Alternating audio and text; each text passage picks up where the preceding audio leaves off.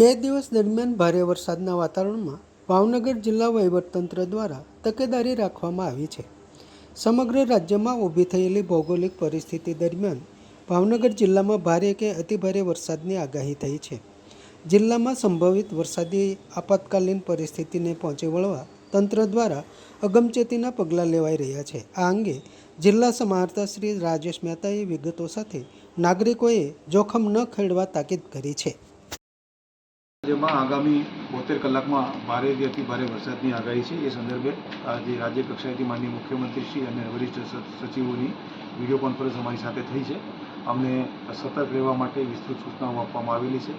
આ વિષય પત્યા પછી તરત જ અમે લોકોએ જિલ્લાના તમામ અધિકારી, પ્રાંત ઓફિસરો, મામલતદાર, કાર્યપાલક ઇજનેર, ટીડીઓ અને ચીફ ઓફિસરોની સાથે હું ડીડીઓ સાહેબ અને રિજનલ કમિશનર મ્યુનિસિપાલિટીઝ અમે લોકો એક વિડીયો કોન્ફરન્સ કરી અને એમની પૂર્વ તૈયારીની જાયજો લીધેલો છે. ક્યાંય પણ જગ્યાએ કોઝવે હોય અને એને કારણે જો પાણી ભરાવાની સંભાવના હોય તો કોઝવેમાં કોઈ માણસ પોતાના સાધન સાથે ન ઉતરે એના માટે રોકવા માટે સ્થાનિક તંત્ર, પોલીસ તંત્ર અને કાર્યપાલક ઇજનેરશ્રીનું તંત્ર બધા સંયુક્ત રીતે કાર્યરત થઈ અને કોઈપણ પ્રકારની આપણા જિલ્લાની અંદર જાનહાનિ થાય એવી ખાતરી કરીશું. ગઈકાલે મોડી રાત્રે આપણને એનડીઆરએફની ટીમ મળી ગયેલી છે, જે હાલ ભાવનગર ખાતે મુકામમાં છે. હવે એ ટીમને અમે લોકો એરિયા ફેમિલિયરાઇઝેશન માટે મોકલવાના છીએ, જેથી કરીને આગામી દિવસોમાં કોઈપણ જગ્યાએ એમને જવું પડે તો એ જગ્યાએ એમને ભૌગોલિક પરિસ્થિતિથી વાકેફ હોય અને એ ઇફેક્ટિવ કામગીરી કરી શકે.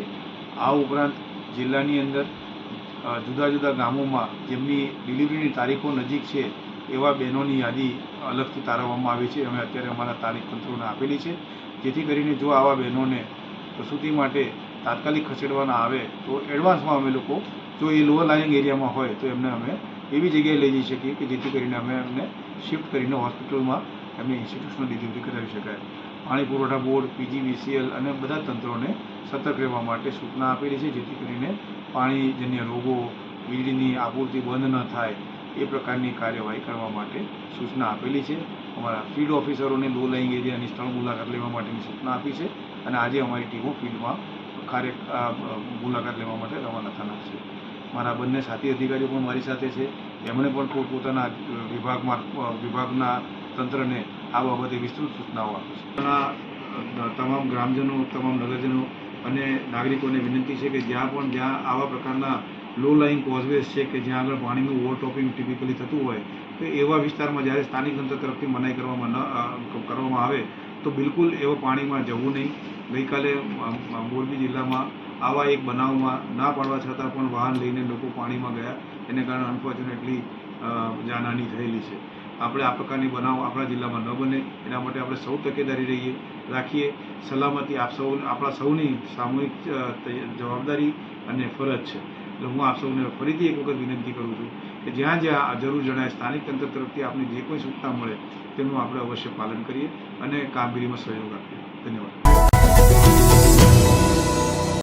સમાજ માટે, સત્ય માટે, સત્યપૂર્ણ સમાચાર પ્રસારણ આપના મોબાઈલ પર તરત જ લાઈક કરો, શેર કરો અને સબસ્ક્રાઈબ પણ કરો. અને હા, ઘંટડી વગાડવાનું ન ભૂલશો. આભાર. સમાજ માટે સત્ય સાથે સત્યપૂર્ણ અહેવાલ, સમાચાર તથા જાહેરાત પ્રસારિત કરવા સંપર્ક સાધો. સત્યપુંજ સમાચાર પ્રસારણ, લબ્ધિ કોમ્પ્લેક્સ, તાલુકા પંચાયત સામે, સિહોર.